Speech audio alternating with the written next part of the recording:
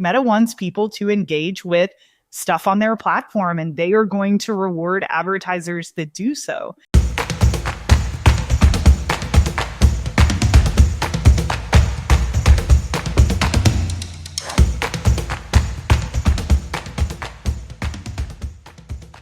Well, hello and welcome to another edition of the E-commerce Evolution Podcast. I'm your host, Brett Curry, CEO of OMG Commerce. And back with me is the world famous Molly Pittman. She's an agency leader. She's a CEO of Smart Marketer. She's running masterminds. She's on every podcast imaginable. She's speaking on stages. She's rescuing dogs. She is making the world a better place. So what's up, Molly Pittman? How are you? What's up, Brett Curry? This is really funny, but when you say world famous, for some reason, I think of Nathan's hot dogs because I think it's like world famous hot dogs. Yeah. So, that's, you're so much cooler than Nathan's famous. I mean, that is a legendary hot dog eatery. You know what I like about Nathan's famous is they don't serve ketchup on their hot dogs.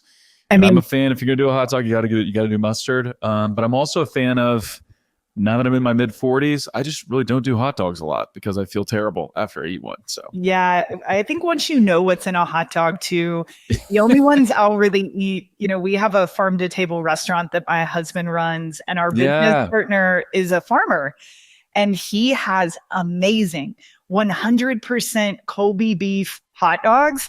Dude, I feel good about eating those. Absolutely. Yeah. Got to go all beef, none of the additives.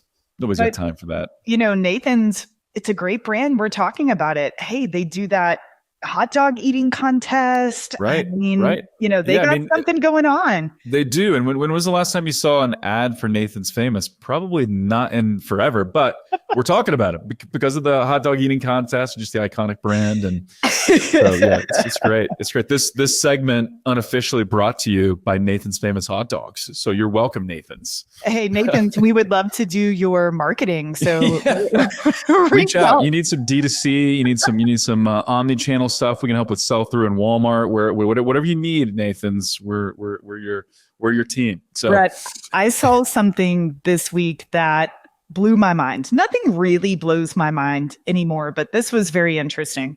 Yeah, what's that? It was a brand in my news feed selling pickles, but they were selling pickles in a bundle, so the average order value isn't $5.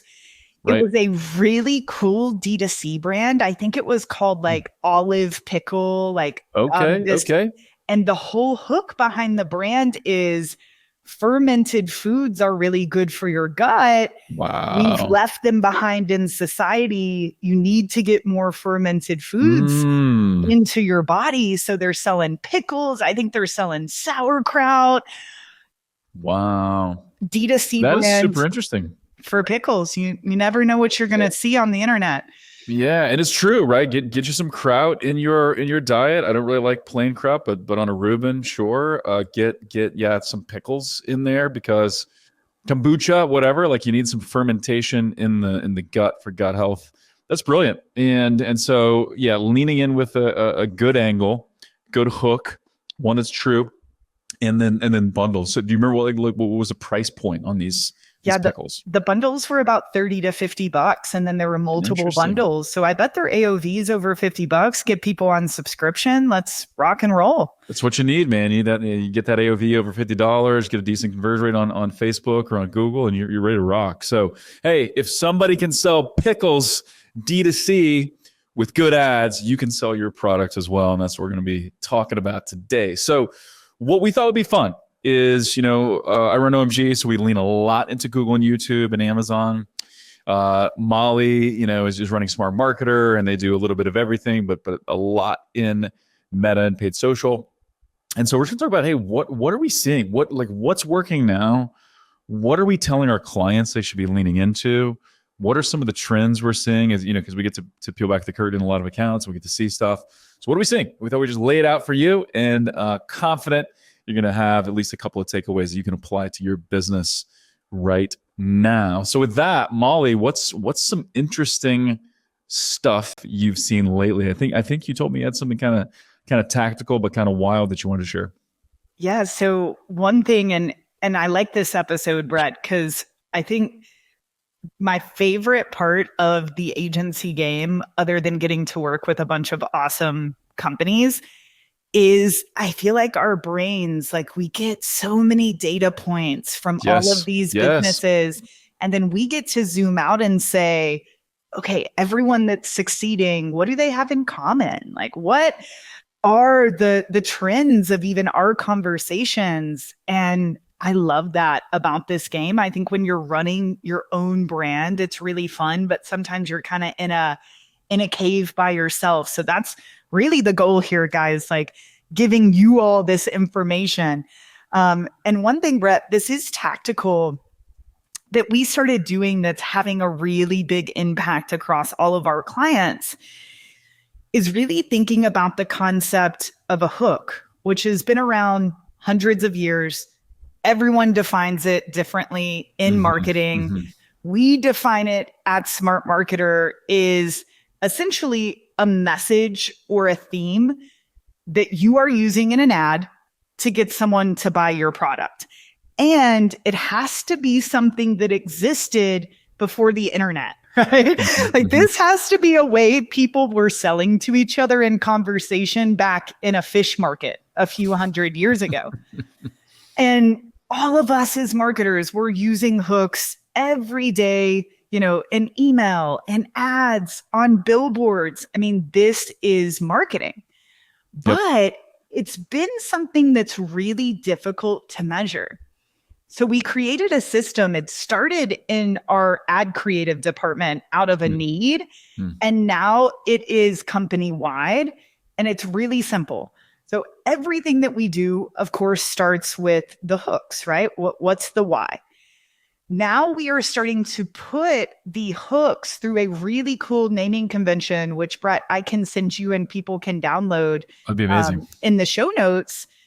Very simple. You look at our hook library, you come up with your hooks. You're probably already doing this.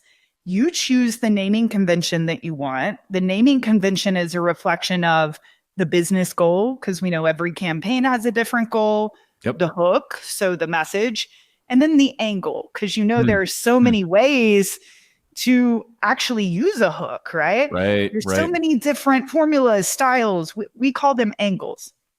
So we are putting those details into UTM parameters. So they're passing back to Triple Whale, Google Analytics, you know, wherever it is that you do your measuring. And then for a brand, we can literally pull up a report, Brett, of the hooks that are working for their business and what's not working for their business. And what's cool is that this shows us opportunity. It also shows us risk. So when we started doing this, what we discovered for a lot of clients is like, oh, you are relying 80% of your marketing efforts across the board are this one message, this one group of people. And then if you layer on the idea of upside, you know, Eugene Schwartz's model that he came out with 50, 60 years ago, understanding a market and, you know, essentially that scale comes from yes, solving problems in the market, but then starting to scale up your hooks so they can speak to an unaware part of the market. This analysis is showing us that piece too. So we can, for example, look at a business and say, oh my goodness, we are using 0 unaware hooks. There is so much scale left for this brand. And it also starts to show us opportunities, you know, okay, what's working? What other hooks are similar to what's working? How can we go into the creation process there? And again, this is every channel, you know, using this same tracking mechanism where we usually use tracking for attribution, right? Which is so important. And you should continue to do it. And this isn't perfect, but now we are using tracking to actually try to put science behind something that is usually seen as art. And brands that are able to do this are scaling so much more quickly because they are able to see those opportunities and the messages that they're using. Yeah, it's so good to be able to understand, okay, what are the hooks, what are the angles that are actually working? And then what are we missing? Because a lot of times it's just one hook that wins, or it's just one offer that wins, and that can cover up a lot of ads that are underperforming. And generally speaking, I mean, if you have one great hook, one great angle, that can work for a while and to a certain level of scale. But if you want to go beyond that, or if you want to be diversified, or if you want to be able to sleep at night knowing that, hey, if this one thing stops working, we're not sunk. I love this analysis, because then it shows you, okay, what types of offers do we potentially need to lean into and test, and then understanding why are those not working, so you can push ahead. Yeah, a good example of this is one of our dog supplement clients. They have been so pain benefit. Your dog has allergies, take this supplement. Your dog is anxious, take this supplement. Your dog is this, take this. Very much in the problem solution aware. And no matter how many new UGC ads or certain variations of ads we created, we couldn't scale. And it's because we weren't reaching that unaware part of the market. Right, So right. once we saw this hook analysis, we started creating stories of Bobby, the world's longest living dog to 31 years old, and backing longevity back to a need for the product, and starting to develop those hooks that are more built for that unaware audience.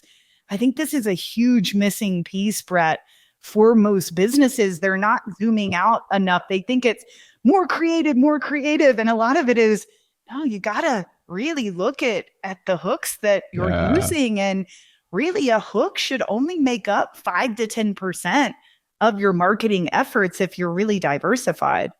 It's really good. And, if you look at let's go back to the pickle example, just because that's top of mind and it's kind of fun, right? So they're leaning into, hey, fermented foods are good for your gut. That's great. That's going to hit a ceiling. That's not going to appeal to everybody, right?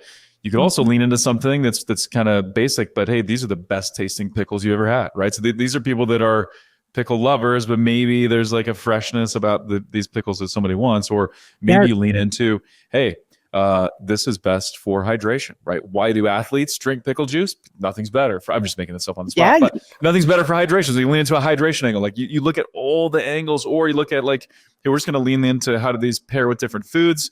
We've got hooks for audiences of people that like to put a pickle on their hot dog versus other things. And so then you just, but that's a really good call out. I think a lot of us get stuck on one hook, one angle, and that is not going to build a scalable business. And so being able to kind of codify these or label these hooks and begin to form an analysis is super powerful. As you guys have done this, any other insights or any surprises that have kind of come out of it? I was just surprised how many businesses really are relying on one or two hooks. And those were the clients that we have had the most difficulty scaling. Right. So it was just, it's something I knew, but it was amazing to have data around it, because you say something to this to a client without data, they're like, oh yeah, Molly's just talking about, nerdy marketing stuff. Right. You show them the data. Hey, you spent $500,000 last month, and $450,000 of it essentially was the same message. This can't continue. Now they're bought in. Right. Yep. Because every offer, every angle, every ad, eventually it stops working. It's just like that's the nature of marketing. So you've got to be inventing the next thing. And one thing we always talk about, as we're looking at hooks with our clients, is obviously the goal number one is attention, right? You got to get attention. That's really the point of the hook. And going back, you mentioned the fish market, people walking by local merchants or whatever, or even trade shows. We go to trade shows a lot, OMG does. And, what's even more important than like what's on our banner and what's on our signage is what the people in the booth say as people are walking by. Like, hey, would you like whatever? Like, I'm trying to think of some of the great hooks we've used, but what you say there. Let's start a conversation. Yeah. How are your ads doing right now? We hear so many people saying this type of ad is sucking right now. Are you feeling the same thing? And so what you say there is super important. But goal number one is attention, but it's got to be attention with the right person, so with the right audience, and then it's got to be attention in the right way, meaning you got to interrupt someone in such a fashion that they're thinking about you. They're thinking about the problem solution. They're thinking about enjoying a tasty pickle, or they're thinking about my dog and how can I care for them. Not just interrupting the right person in any old random way, but interrupting them and getting them to pay attention based on your product. And so kind of all those things have to be going together. And what's really interesting, well, I mentioned this before you record, but just did an audit of a large CPG brand. And I can't talk about the category, who they are or anything, but they have done all different types of creatives, but their founder story creatives have been working a little bit better than others. And so they've just gone ham on founder story stuff. This is a brand that's trying to appeal to a younger audience, but actually a pretty diverse audience. Founder's a little bit older. And you know what we saw? Like all of the growth, all of the scale was happening with 65 plus audience. Now that's not bad unless you want to be diverse in your customers. And so just another reminder that like the hook we were using, the person we were using was appealing to an older audience. And so like looking at that in detail. Yes. What is the hook? Who's providing the hook? Who's the hook appealing to? It makes a big difference. And you start to look in the data and then you see what you need to do next. And Brett, imagine that as a hook analysis. You guys would have been like, hey, you're spending X amount of dollars with this hook. This hook is good. What are other styles and variation of people? We can use this story hook, but it doesn't always have to be you. Okay, that's where we think the next amount of scale is coming from. So this is where I spend most of my day to day, and I love it. Our creative director, our email director, our director of advertising. Part of my job is analyzing the hooks and pumping out new hooks that other people, they just can't see. And Brett, I was telling you, we recently took the last 3 years of Meta ads data from every business that we are connected with. So there was over $1 billion of spend in very different types of businesses. And we used AI to start to analyze trends of what truly matters to get the results you want, the scale you want, the ROAS you want, all of the things we want.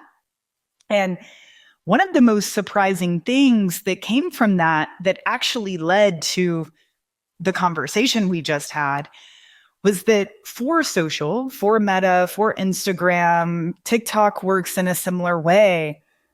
We've always known that the social proof and the engagement on the ad was important, but this analysis blew my mind when only picking one variable that was most important to the overall success. You would think that would be AOV or conversion rate on page or some metric that feels very close to the bottom line. What do you think it actually was?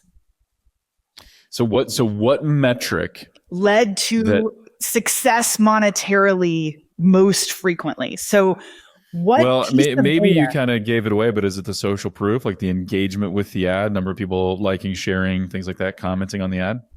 It is. Yeah, I did kind of give that away. And that, Brett, is also what led to this conversation, because we've always known that it was important, but this allowed us to go out on the ledge a little more. Like the example I was talking about, tell a story about Bobby, the dog that lived 31 years, then start to transition that back to the sale. The fact that so many people are commenting and engaging and reading that story was actually more impactful than how close to the sale is this particular marketing message. So, it's not always the case, but it was so, and it makes sense. That's what Meta wants. Meta wants people to engage with stuff on their platform, and they are going to reward advertisers that do so. A really silly example of this that I wouldn't replicate, but it just proves the point.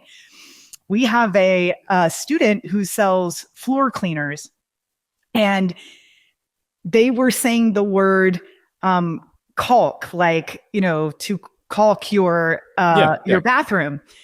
Well, other people heard that as another word that isn't as appropriate. You're right. And totally different meaning. Totally different meaning.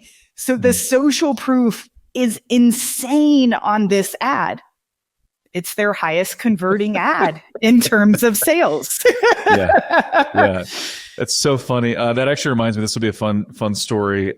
Ezra and I, this was several years ago, I went to his house in New York. We were about to launch one of the versions of our YouTube course or whatever.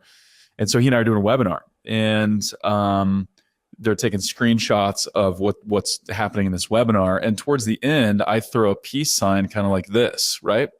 So whoever's doing the ads, can't remember who it was, they just were grabbing screenshots. And so they grabbed a screenshot of my peace sign, but when they did, they cut off my index finger. It just looks like I'm totally throwing the bird at the camera.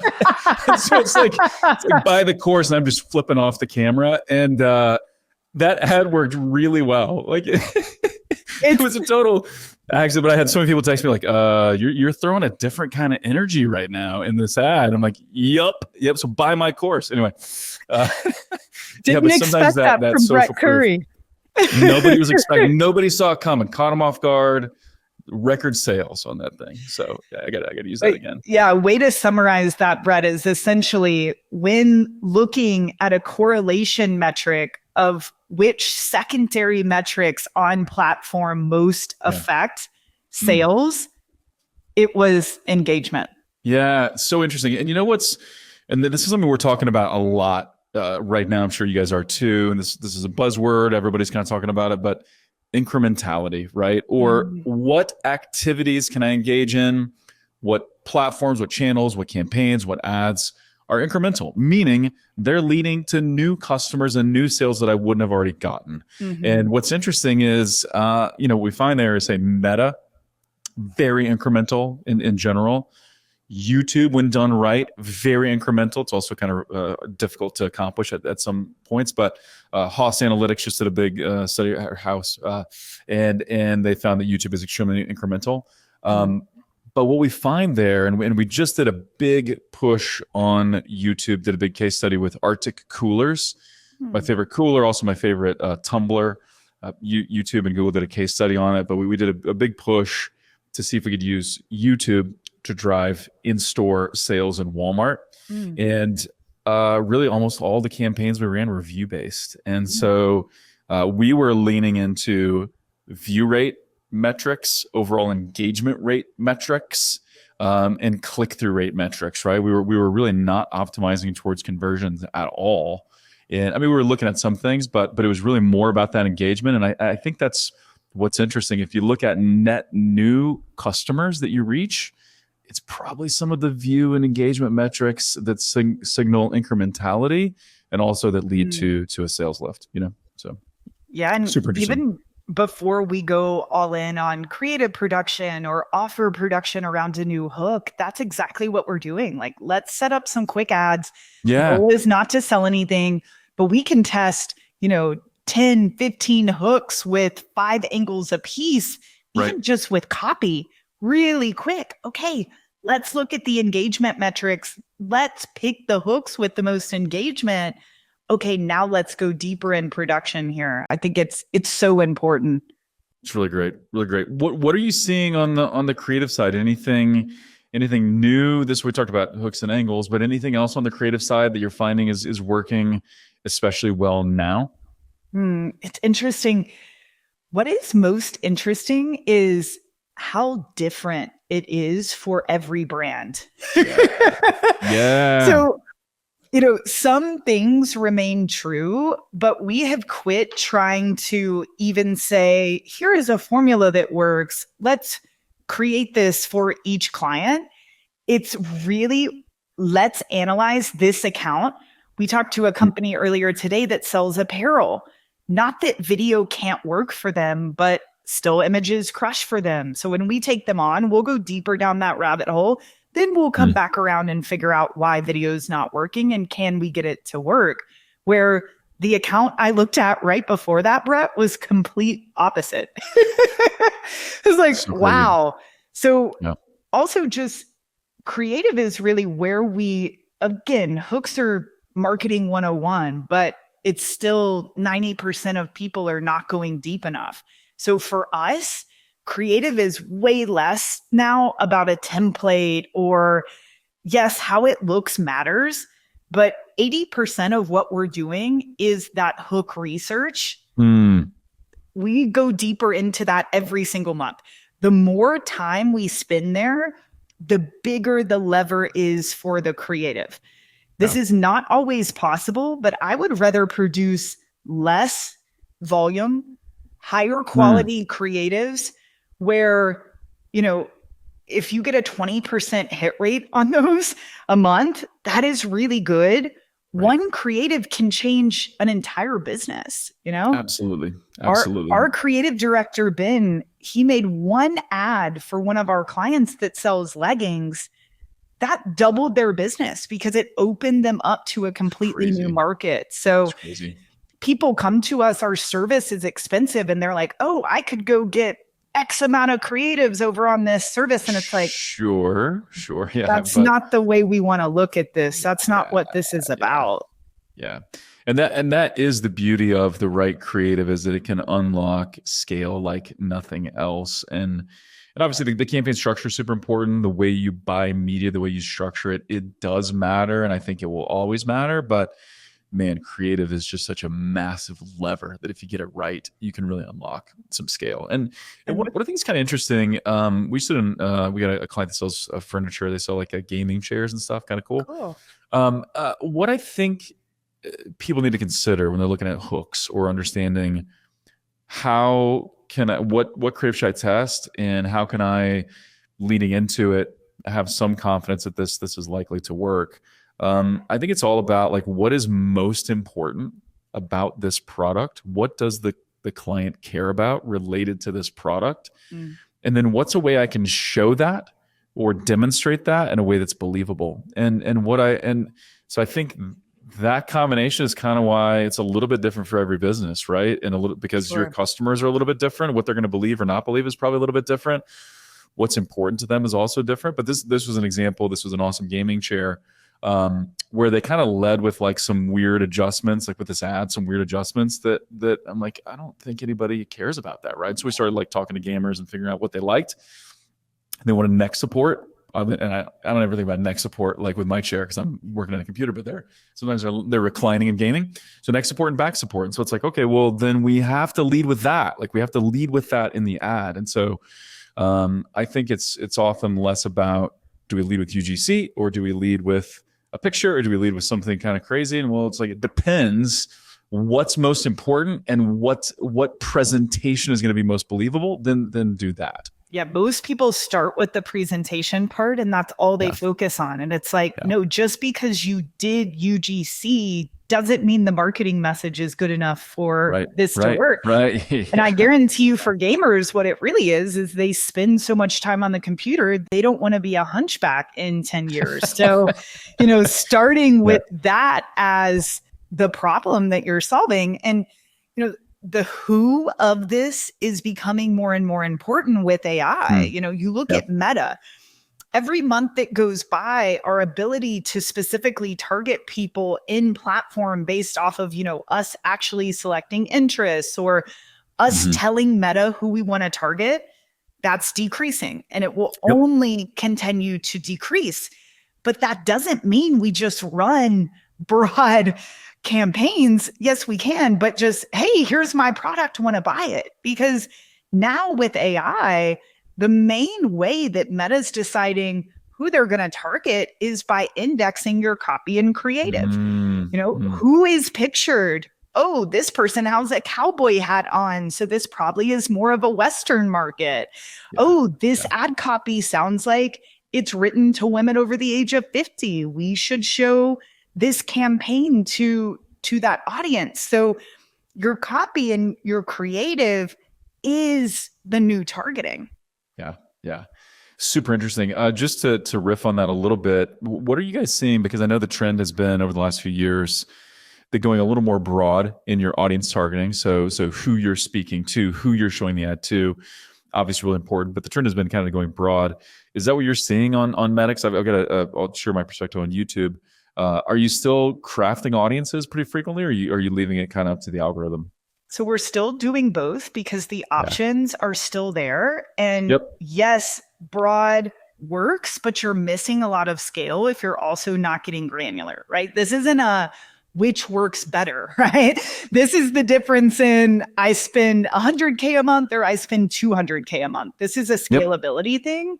But also, Brett, even with the broad styles, depending on the brand and how many avatars or hooks are at play, we are building broad campaigns where maybe all of them have no targeting, but the offer, the copy, and creative are built towards The creative is the targeting, isn't it? exactly. Yeah. So that's where most of the scale is coming from. Yeah, super interesting. We still see on the YouTube side, there are a lot of campaigns that will scale with pretty open targeting, but I think it's interesting. This is one of those differences between YouTube and Meta. We're still seeing most success with audience targeting and looking at in-market audiences or audiences based on someone's Google search behavior or what else they're shopping for. So that's almost always the way we train campaigns and get things going is by being pretty focused in our audiences. We'll open it up more as we go, but it's a really interesting thing with YouTube is like the audiences do matter. And then the other thing we have to look at is placements. YouTube is kind of notorious. Like there's some really great placements and some bad placements. You got to kind of weed that out. So that makes sense. But yeah. And Brett, one more quick thing on this is we've noticed a big difference in CPMs. So let's imagine we're selling a hair care product for women. Yep. You launch a broad campaign that really just sells people on this product. Hey, this will help your hair grow. You know, this is most people, that's what they do. It's all about the product.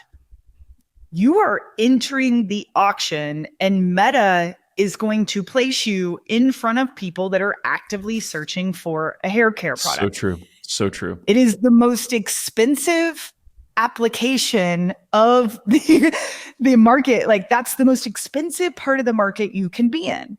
Now, can you win there? Maybe, maybe not. I hope you can. Okay, what if we take that and we position it to moms? Yeah. Well, the CPM is probably half, right? We have completely changed the economics of the media buying because of the creative and the copy. Yeah, it's really good. We on the YouTube side, it's a little bit different where sometimes it's just the structure of the campaign. But if you can still stay kind of focused with the audience, but you can do some things that will lower your CPMs by half or a third, that can be a complete economic game changer for the performance of that campaign. And so we're looking at a lot of innovations there. And just who you're getting in front of. Like, okay, you get in front of someone searching for hair care products, that's okay. But then it's really like they are solution aware. They're comparing you to a bunch of other people. Yes. You can make the sale. But what about showing up in front of someone who's lost a lot of hair because they had a baby and they haven't looked for a solution? Now you're not competing against anybody. So it's really good. It's really good. How it's always been. It's just different, if that makes sense. Like the broad targeting is there, but it's the exact same thought process that we've always used. Super interesting. Super interesting. What are some of the recurring conversations you're having with clients right now in terms of, you know, what they're wanting and how you're guiding them to get that? Yeah, I mean, this is always a conversation, but it's interesting where this has been leading recently in terms of success and really trying to boost AOV, really trying to boost what a customer is worth after 90 days, after 120 days. And especially for physical products, we have been preaching, hey guys, how can you sell a system instead of a product? So here's a good example. We have a client that has had crazy success the last few months. Not to brag, but they just told us today, like, hiring us was their win on their company meeting today. But it's good. That's what every agency wants to hear. Yeah. So kudos to you guys. That's awesome. Well, it's good marketing, but really it was one thing. So they sell mouth guards, and there are many different applications of their mouth guards. Like you could wear the mouth guard to help you with snoring. People wear this mouth guard for MMA fighting. So there's lots of different avatars. There's lots of complexity. But they have a night mouth guard and they have a day mouth guard. And yes, they were cross-selling, upselling, they were using these together. But we said, hey guys, no, we need to send all traffic to a product page that is positioning this as a system based off what that person wants. So a snoring system, a high performer athlete system. And then you are prescribing to them that they need to wear this one during the day and they need to wear this one during the evening. Okay, that's an immediate, 2x of their AOV. Now they're coming back later to buy both of them just because we prescribe this as a system instead of an a la carte product. And this is something all of us can do. That's a really simple example that's like, duh, that worked.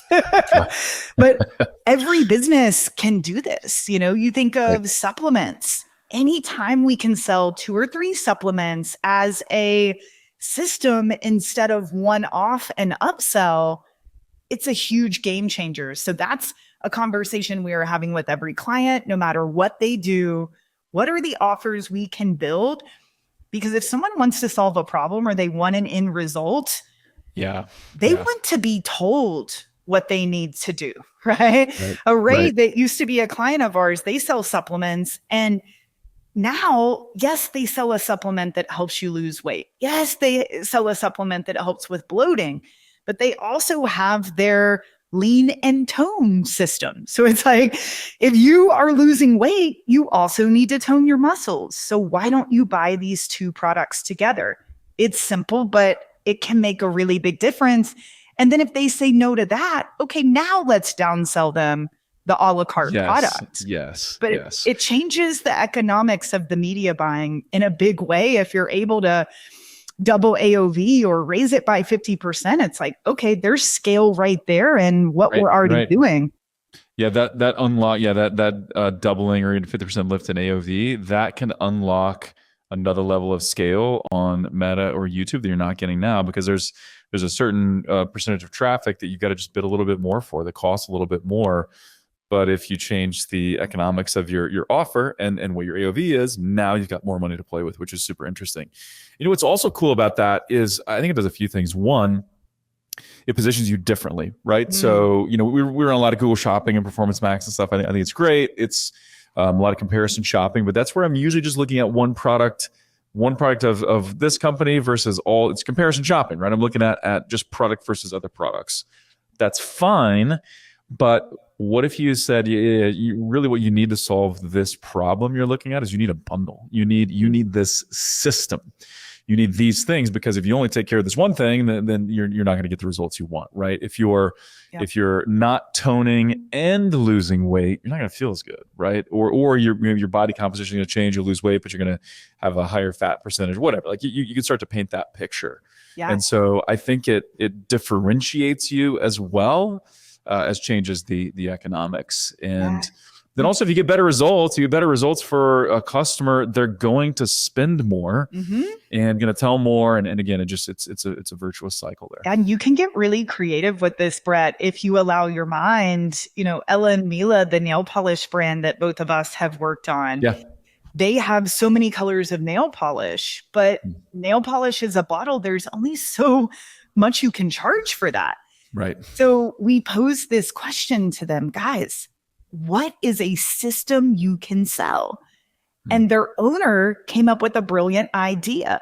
Skittle nails. You paint each of your nails a different color. That completely changed their business. Now we show them the Skittle nails in an ad. They want it. We've created a trend. Now they're buying 5 bottles instead of 1. So this can be done in almost every scenario if you let your mind, really go to a creative space around it. And it's just, I love that you framed it that way. It's really about letting your mind go to a different place than it always goes to. Because in e-commerce marketing, what do we think about? We think about very product-specific marketing. This is my joint care supplement. I'm just going to think about joint care audiences and stuff like that. Well, okay, but what if we step back and thought, what does the customer really want, and what is the problem they're really trying to solve? And what would if they bought a combination of things, what would give them the best results? And let's lean into that, and what would also increase consumption. And so, I love really it. smart looking at systems instead of products. It's great. And then Brett, also, especially if it's a consumable like nail polish, Yep. now you have them on subscription at such a higher rate than you would have with one product. Yep. I want to leave you guys with one business that I think everybody should check out. That's doing most of the things that we talked about today. I have no affiliation with them, but they're just, we nerd out about brands that are doing smart things. I'm always looking for good marketing. Yeah, I want you guys to go to their website, check out their ads in Facebook ad library, everything. So it is called Fluid Stress Care, FLEWD. Have you heard of them by chance? I have not. Okay, which makes sense because this part of their brand is mostly for women. So I found them through a Facebook ad. And what they've done is taken a commodity product selling essentially bath salts that have been around hundreds of years. Yep. But with a twist, which is my favorite. Commodity with a twist. Something I've heard of before, but different than I've ever seen. So there's immediate acceptance because I've heard about it before, but this is making Never it new and exciting and a reason to buy. Never this way, though.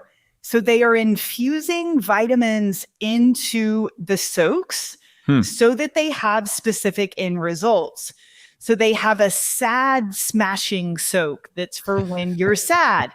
They have an ache erasing for when your muscles hurt. They have one for stress. So they have one for anxiety. So not only is it smart because it's commodity with a twist, they didn't name these products. Here's the lavender soak. Here's the rose soak. No, they are all named a specific thing that we're wanting to work on. So that's the second part of what I love. Their branding is insane. You guys just have to check out their website. It's simple, but it's beautiful. It works. But what I really love, especially if you guys check them out in Facebook ad library and see the destination of their ads, they are also selling a system. So their entry point offer is $80. That's what I bought. My first purchase with them was $80. It was a sampler pack where you try all of them. Then they get you on subscription. Brilliant. I love everything about this brand. They're doing everything that we're talking about. If you guys look at their ad library, they so understand their avatars and the hooks. Like they got me with basically, hey, stressed out female entrepreneur, this is for you. Right? That is me. Yeah, because of this, now I'm on subscription every single month. And what's cool is I recorded a podcast just reviewing this brand on the Smart Marketer podcast. Someone listened to it, connected me with one of their owners, and I got to chat with him and just nerd out. It's amazing. It's amazing. And then I learned if you go to recoverylabs.com, this is the really cool part you got to check out after we're done recording.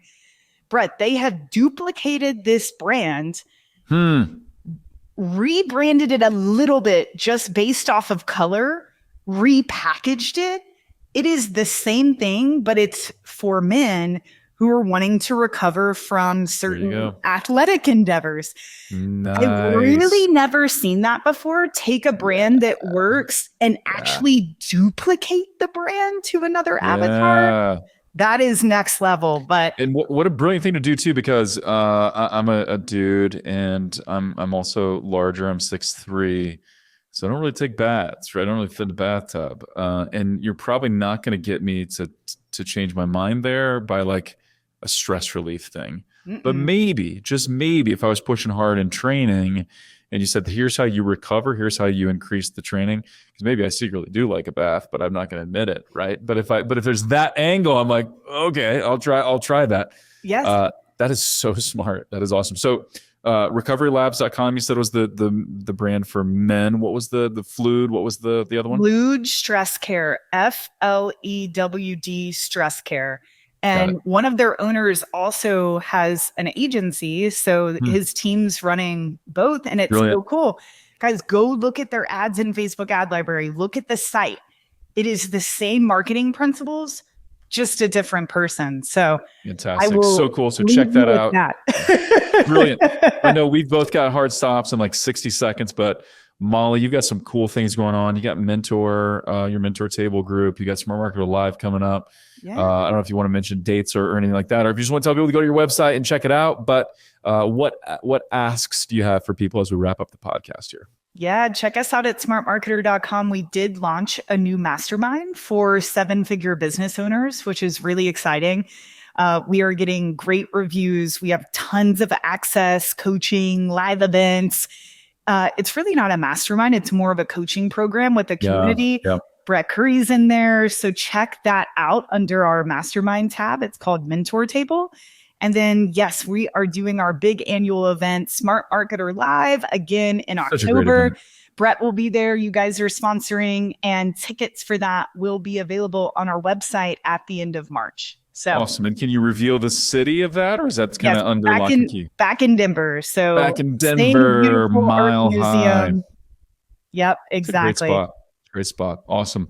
Thanks, Molly y'all. Pittman, blast as always. Thank you so much, and look forward to the next episode we get to do together. So, likewise. Bye, y'all. Awesome. Bye, Brett. Thanks. Bye-bye. See ya. And as always, thank you for tuning in. We'd love to hear more from you, so let us know what topics would you like to cover on this pod. And if you know somebody that would benefit from this episode, please share it and leave us a review on iTunes. That would make our day. And with that, until next time, thank you for listening.